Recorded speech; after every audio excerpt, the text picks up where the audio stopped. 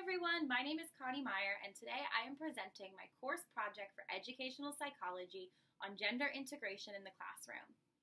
The research article I chose to base today's project on is titled Gender Integration in the Coeducational Classroom, Advancing Educational Research and Practice.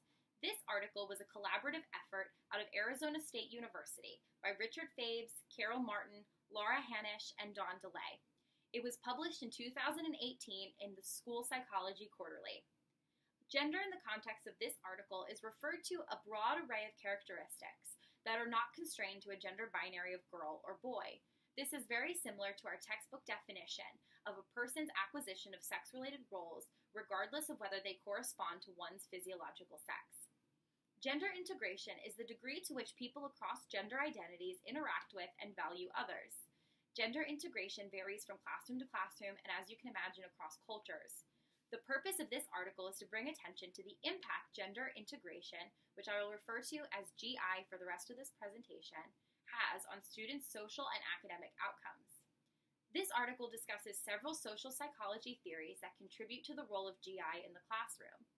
One of these theories is the intergroup contact theory, which states that attitudes towards unfamiliar groups can be improved by increasing contact between group members.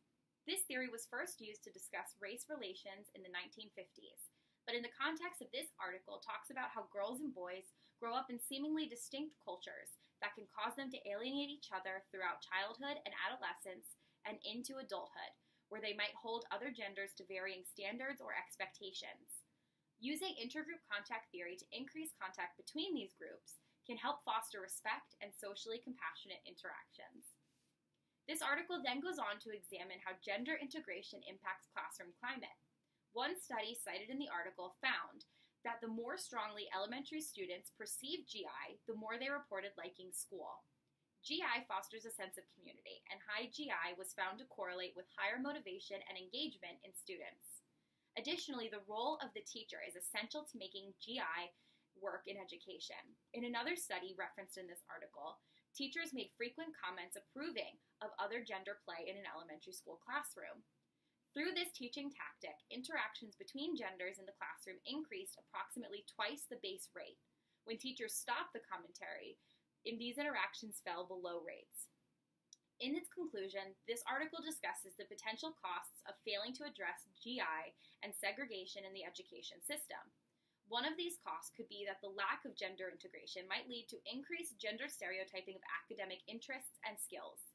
A great example of this would be that the lack of young girls engaging in STEM programs cyclically contributes to the continuation of male-dominated classes, schools, and ultimately careers. This phenomenon is part of what the author of this article refers to as the gender segregation cycle. Personally, I think that it is necessary in our society to develop skills that allow you to communicate effectively with others, and these efforts should begin at a young age in school, especially if the research indicates that teachers have great impact on the way students perceive others. As a teacher, I think it would be important to never assume, characterize, or limit students based on perceived gender-related behaviors or notions, and to also encourage students to not bully, harass, or make assumptions about their peers as well. Gender integration is a tool through which educators can foster collaboration between students and generate a healthy environment in which all students are inherently valued equally, regardless of their gender identification.